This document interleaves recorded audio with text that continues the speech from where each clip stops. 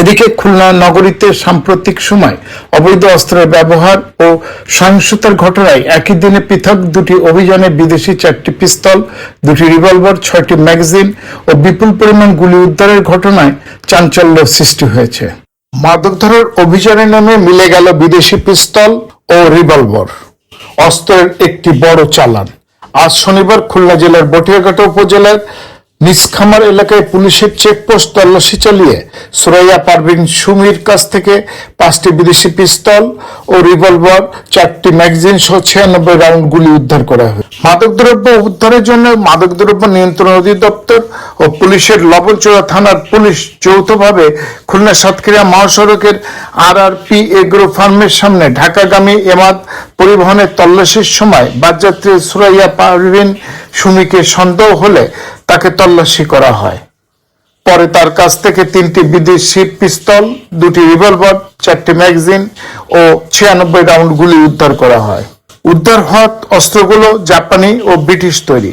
সাতক্ষীরার বাটকেখালী গ্রামের আশরাফুদ্দিনের মেয়ে আটককৃত সুমি সাতক্ষীরা সীমান্ত থেকে অস্ত্রগুলো নিয়ে ঢাকায় পৌঁছানোর কথা ছিল বলে পুলিশের জিজ্ঞাসাবাদে জানিয়েছে।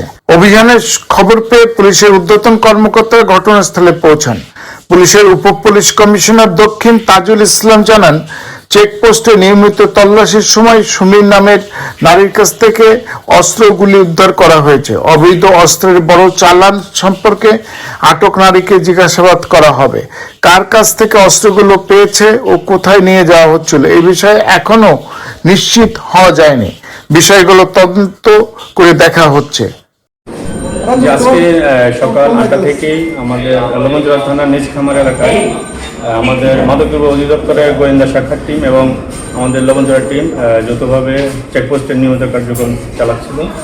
তো সেখানে প্রথমে একটি বাস থেকে 2জন মহিলাকে 80 পিস পেন্সিল সহ ধরা হয় এবং পরবর্তীতে অন্যান্য বাস চেক করার সময় একজন মহিলার কাছ থেকে আপনারা দেখছেন যে 5টি বিদেশি অস্ত্র, এর মধ্যে 2টি রিভলভার এবং 3টি পিস্তল এবং 96 রাউন্ড গুলি উদ্ধার করা হয়।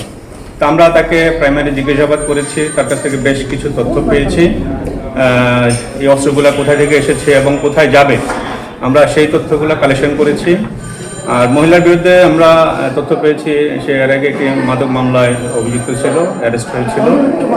আর আমরা যে তথ্য পেয়েছি সেই তথ্যের ভিত্তিতে আমরা পরবর্তী কার্যক্রম শুরু করেছি। এই ঘটনায় লবণচড়া থানায় সুমির বিরুদ্ধে অস্ত্র আইনে মামলা দায়ের করা হয়েছে। শনিবার সন্ধ্যায় মহানগরী সোনাডাঙ্গা থানার খুলনা মেডিকেল কলেজ হাসপাতালের বিপরীত পাশে মাদ্রাসা রোডস্থ বেগম রাবেয়া 3তলা ভবনের একটি ফ্ল্যাটে ঢাকা মহানগর গোয়েন্দা বিভাগের এডিসি নুরে আলমের নেতৃত্বে সোনাডাঙ্গা জোনের সহকারী পুলিশ কমিশনার হুমায়ুন কবির, সোনাডাঙ্গা থানার অফিসার ইনচার্জ মোহাম্মদ রফিকুল ইসলামের সহযোগিতায় অভিযান পরিচালনা করা হয়। সেখান থেকে যুক্তরাষ্ট্রের তৈরি একটি বিদেশি পিস্তল, 2টি ম্যাগাজিন ও 10 রাউন্ড গুলি ও 1,76,400 টাকা উদ্ধার করা হয়। এই ঘটনায় বরিশালের শ্রমিক লীগের নেতা ও রেন্টেকারের ব্যবসায়ী কাজী করিম আহমেদ ও বেনাপোলের বাসিন্দা মোহাম্মদ মোর্শেদ আলীকে গ্রেপ্তার করা হয়েছে বলে পুলিশ জানিয়েছে। পুলিশ দাবি করেছে কাজী কবির একজন পেশাদার অস্ত্র ব্যবসায়ী। এ ব্যাপারে সোনাডাঙ্গা থানায় মামলা দায়ের করা হচ্ছে। ডেস্ক রিপোর্ট, বাংলার গেজেট।